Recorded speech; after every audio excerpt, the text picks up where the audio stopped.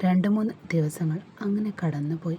ഒരു ദിവസം രാവിലെ പതിവ് പോലെ ഉറക്കമുണർന്ന ആദിത്യൻ മുറിയിൽ നിന്ന് താഴേക്കിറങ്ങി. നേരെ അടുക്കളയിലേക്ക് കണ്ണോടിച്ചപ്പോൾ എന്തോ വലിയ തിരക്കിൽ മുഴുകി നിൽക്കുന്ന അനന്യയെ കണ്ടത്. നെറ്റിൽ വീണ മുടിയിഴകൾ ഇടയ്ക്കിടെ ഒതുക്കി വെച്ച് എന്തൊക്കെയോ ശ്രദ്ധയോടെ ഒരുക്കുകയായിരുന്നു അവൾ. അനന്യ! അവൻ്റെ വിളി കേട്ടതും അവൾക്ക് പെട്ടെന്ന് തിരിഞ്ഞു നോക്കി. എന്താ സർ, എനിക്കൊരു ചായ വേണം, ഇപ്പോൾ തന്നെ കൊണ്ടുവരാം. മുഖത്തൊരു ചെറു പുഞ്ചിരിയോടെ അവൾ മറുപടി പറഞ്ഞു. കഴിഞ്ഞ 2-3 ദിവസങ്ങൾക്കിടെ ചായ എങ്ങനെ നല്ല രുചിയിൽ ഉണ്ടാക്കാമെന്ന് വരെ യൂട്യൂബ് നോക്കി പഠിച്ചു കഴിഞ്ഞിരുന്നു അവൾ. ആദ്യത്തിന് ഇഷ്ടപ്പെടുന്ന രീതിയിൽ തന്നെയാകണം ഓരോ കാര്യം എന്നൊരു കുഞ്ഞാഗ്രഹവും അവളുടെ മനസ്സിലുണ്ടായിരുന്നു. അല്പസമയത്തിനുള്ളിൽ ചൂടോടെ പുകയുന്ന ചായയുമായി അവൾ ഹാളിലെത്തി. ഇതാ സർ. ആദിത്യൻ ചായ വാങ്ങാൻ കൈ നീട്ടിയ അതേ നിമിഷം അവൾക്ക് എന്തോ പറയാനുള്ള ധൈര്യം പെട്ടെന്ന് വന്നു. അറിയാതെ തന്നെ അവളുടെ വിരലുകൾ അവൻ്റെ കൈമേൽ പതിഞ്ഞു. ആ സ്പർശനം കല്യാണിനെ ഒരു നിമിഷം നിശ്ചലനാക്കി. ഒരു പെൺകൈ തൻ്റെ കൈകളെ ഇങ്ങനെ അപ്രതീക്ഷിതമായി സ്പർശിച്ചപ്പോൾ ഉള്ളിലൂടെ എന്തോ അപരിചിതമായൊരു വിറയൽ കടന്നുപോയി. അവൻ മെല്ലെ അവളുടെ മുഖത്തേക്ക് നോക്കി. എന്നാൽ അനന്യയുടെ മുഖത്ത് യാതൊരു ചമ്മലും ഉണ്ടായിരുന്നില്ല. എന്തെങ്കിലും സ്വന്തമാക്കാൻ കൊതിക്കുന്ന ഒരു കുഞ്ഞിൻ്റെ നിഷ്കളങ്കമായ മാത്രമായിരുന്നു അവളുടെ കണ്ണുകളിൽ കണ്ടത്. സർ, അവൾ മൃദുവായി വിളിച്ചു. എന്താ? എന്നെ ഒന്ന് ബീച്ചിൽ കൊണ്ടുപോകുമോ പ്ലീസ്? ആദ്യത്തെ നെറ്റി ചുളിച്ചു. ബീച്ചിലോ?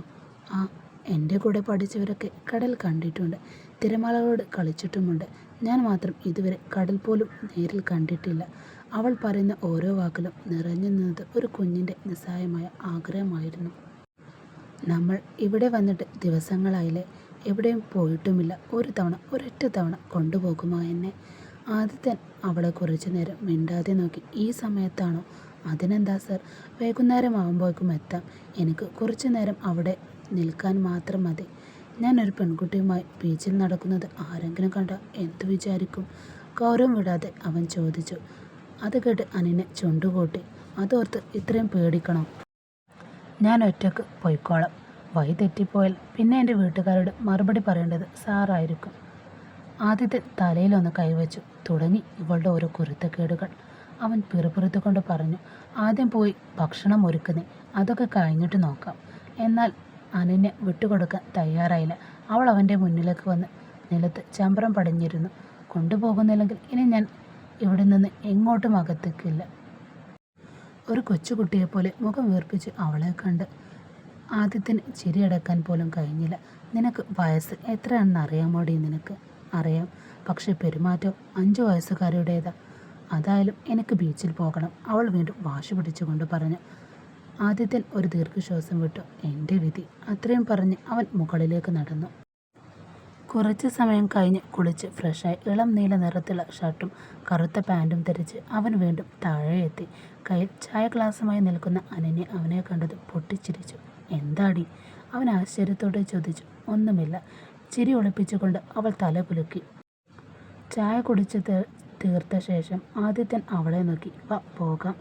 ഒരു വാക്ക് കേട്ടതും അനന്യയുടെ കണ്ണുകൾ കൊണ്ട് സന്തോഷം കൊണ്ട് തിളങ്ങി. ശരിക്കും? ഇനി എൻ്റെ മനസ്സ് മാറുന്നതിന് വേഗം വരുന്നുണ്ടോ നീ? Thank you sir.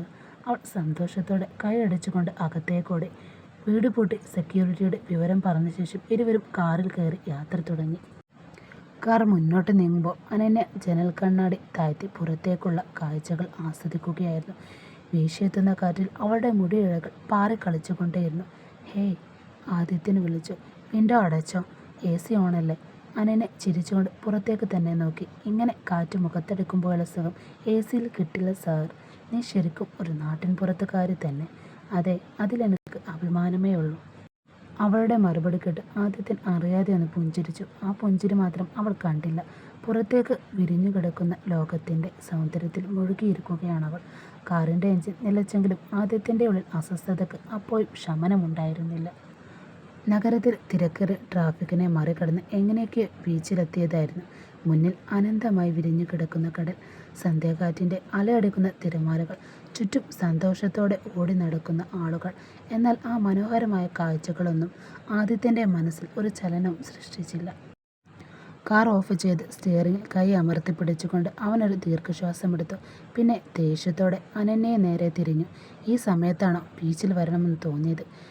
വഴിയിലത്തെ ട്രാഫിക് കണ്ടില്ലേ നീ? നാളെ രാവിലെ എനിക്ക് വളരെ പ്രധാനപ്പെട്ടൊരു മീറ്റിംഗ് ഉണ്ട്. അതിനുള്ളിൽ എല്ലാ തയ്യാറെടുപ്പുകളും ഇന്ന് രാത്രി തീർക്കണമെന്ന് കരുതി എത്ര പ്ലാനിങ്ങോടെ ഞാൻ ഓരോ ഇരുന്നത്. അതിനിടയിലാണ് നിന്റെ ഒരു വാശി.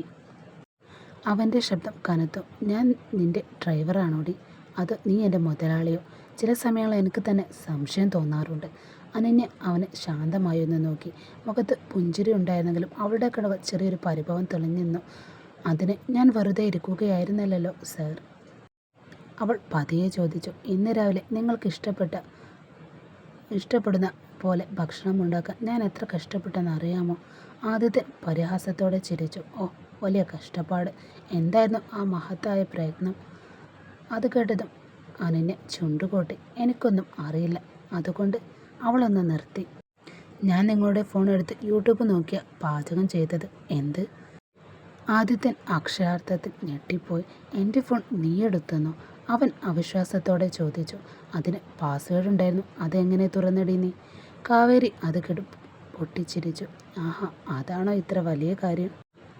അവളുടെ ചിരി കണ്ടപ്പോൾ ആദിത്യൻ്റെ നെറ്റി വീണ്ടും ചുളിഞ്ഞു. പിന്നെ നിങ്ങൾ ഉറങ്ങിക്കിടക്കുമ്പോൾ ഞാൻ മെല്ലെ നിങ്ങളുടെ കൈ എടുത്ത് ഫോണിൻ്റെ മുകളിൽ വെച്ചു. അവളത് പറയുമ്പോൾ മുഖത്തൊരു കള്ളച്ചിരി വിടർന്നു. ഫിംഗർ പ്രിൻ്റ് വെച്ചപ്പോൾ ഫോൺ തുറന്നു. പിന്നെ ഞാൻ വേഗം യൂട്യൂബ് റെസിപ്പി നോക്കി, എന്തൊക്കെയോ പഠിച്ച് ഭക്ഷണം ഉണ്ടാക്കി. അത് കഴിഞ്ഞ് ഒന്നും സംഭവിക്കാത്തതുപോലെ ഫോൺ പഴയ സ്ഥലത്ത് തന്നെ കൊണ്ടുവച്ചു. അവൾ അഭിമാനത്തോടെ ഓരോന്നും പറഞ്ഞു നിർത്തി. ഒരു നിമിഷം ആദിത്യൻ അവളെ തന്നെ തുറച്ചു നോക്കി. പിന്നെ നെറ്റിയിൽ കൈ വെച്ചുകൊണ്ട് തല കുലുക്കി. ദൈവമേ, ഇതൊക്കെ ചെയ്യാൻ നിനക്ക് ആരാടി ബുദ്ധി പറഞ്ഞു തന്നത്? ആരുമല്ല, അവൾ നിഷ്കളങ്കമായി മറുപടി പറഞ്ഞു.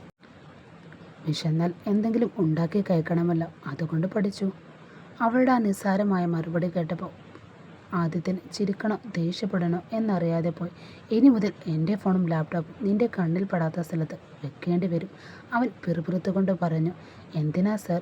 കാരണം നിന്നെ വിശ്വസിക്കാൻ പറ്റില്ല. അനന്യ ഉടനെ മുഖം വീർപ്പിച്ചു. ഞാൻ എന്താ മോഷ്ടിച്ചെന്നോ? മോഷ്ടിച്ചാലും വലിയ കാര്യമാണ് ചെയ്തത്. എന്ത്? ഉറങ്ങിക്കിടക്കുന്നവരുടെ വിരൽ പിടിച്ച് ഫോൺ അൺലോക്ക് ചെയ്യുന്നത് ചെറിയ കാര്യമാണോ? അനന്യ പൊട്ടിച്ചിരിച്ചു. അതൊന്നും കുറ്റമല്ല സർ. എന്താ? ഞാൻ നിങ്ങളുടെ ബാങ്ക് അക്കൗണ്ട് കാലിയാക്കിയില്ലല്ലോ, ഭക്ഷണം ഉണ്ടാക്കാൻ മാത്രം യൂട്യൂബ് നോക്കിയിട്ടല്ലേ ഉള്ളൂ. അവളുടെ ആ മറുപടി കേട്ട് ആദിത്യൻ അറിയാതെ ചിരി വന്നു. എന്നാൽ അത് പുറത്ത് കാണിക്കാതെ അവൻ മുഖം തിരിച്ചു. നീ ശരിക്കും ഒരു കുരുത്തക്കേട് തന്നെ. അത് പ്രശംസയായിട്ടാണോ നിങ്ങൾ പറഞ്ഞേ? അല്ല എങ്കിൽ ഒരു മുന്നറിയിപ്പായിട്ടാടി. അവൾ വീണ്ടും അത് കേട്ട് പൊട്ടിച്ചിരിച്ചു. അവളുടെ ചിരി കണ്ടപ്പോൾ അവനുമുള്ളിൽ ചെറുതായി ചിരിച്ചെങ്കിലും ഗൗരവം നടിച്ചുകൊണ്ട് കാറിൻ്റെ ഡോർ തുറന്ന് പുറത്തേക്കിറങ്ങി. മുഖത്ത് മാസ്ക് ഒന്നുകൂടി ശരിയാക്കി അവൻ പറഞ്ഞു. ശരി, ഞാനിവിടെ കാറിനടുത്ത് തന്നെ നിൽക്കാം. നിനക്ക് ബീച്ച് കാണണമല്ലേ? പോയി കണ്ടിട്ട് വേഗം തിരിച്ചു വാ. അനന്യ കടലിലേക്കൊന്ന് നോക്കിയ ശേഷം വീണ്ടും അവൻ്റെ മുഖത്തേക്ക് നേരെ തിരിഞ്ഞു. സാർ, ഇനി എന്താ? ഇത്രയും വലിയ ബീച്ചിൽ ഞാൻ ഒറ്റയ്ക്ക് പോയാൽ വഴി തെറ്റിയാലോ? അവൾ കുഞ്ഞിനെ പോലെ ചോദിച്ചു. ആദിത്യൻ കണ്ണുകളടച്ച് ഒരു നിമിഷം നിന്ന്. ദൈവമേ, ഇനി എന്തൊക്കെയോ എനിക്ക് സഹിക്കാനുള്ളത്. ആദിത്യൻ നെറ്റിൽ കൈവച്ച് ചിരിയടക്കാൻ ശ്രമിച്ചുകൊണ്ട് പറഞ്ഞു. കൊള്ളാം, ആളറിയാതെ ഓരോ പണിയും ഒപ്പിക്കുന്ന കാര്യത്തിൽ നിന്നെ വെല്ലാൻ ആരുമില്ലെന്ന് തോന്നുന്നു. ഇനി മുതൽ നിന്റെ അടുത്ത് കുറച്ചുകൂടി സൂക്ഷിച്ച് ജീവിക്കാനാവും. അതും പറഞ്ഞ് മുഖത്തുണ്ടായത് മാസ്ക് ഒന്നുകൂടി ശരിയായവൻ കാറിൽ നിന്ന് പുറത്തേക്കിറക്കി. അനന്യം സന്തോഷത്തോടെ ഡോർ തുറന്നു ഇറങ്ങി. കാൽപാദങ്ങളിൽ തണുത്ത മണൽ തട്ടിയ നിമിഷം അവളുടെ മുഖം വിരിഞ്ഞു.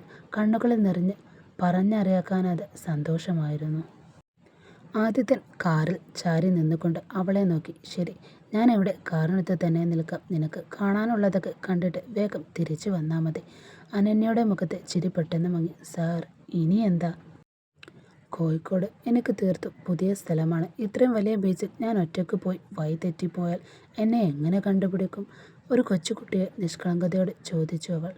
ആദിത്യൻ ഒരു നിശ്വാസം വിട്ടു. അപ്പോൾ ഞാനിനി എന്തു ചെയ്യണമെന്നാ മാഡം പറയുന്നേ? ഇത്രയും ദൂരം വന്നതല്ലേ സാർ, എൻ്റെ കൂടെ വെറുതെ കുറച്ചു നേരം നടന്നാൽ മതി. എന്താ, വരില്ലേ? കൊഞ്ചിക്കൊണ്ടുള്ള ആ ചോദ്യം കേട്ടപ്പോൾ അവൻ കണ്ണുകൾ മുറുകെ അടച്ചു. ദൈവമേ, എൻ്റെ സമാധാനം കളയാൻ ഇവളെ മാത്രമേ കിട്ടിയുള്ളൂ നിനക്ക്. പിറുപിറുത്തുകൊണ്ട് അവൻ തുടർന്നു. ഞാൻ എൻ്റെ ജോലിയെ നോക്കി ജീവിച്ചിരുന്നൊരു മനുഷ്യനാ. എവിടുന്നോ വന്ന ഒരു നെരുന്ത് എൻ്റെ ജീവിതത്തിലേക്ക് കയറി.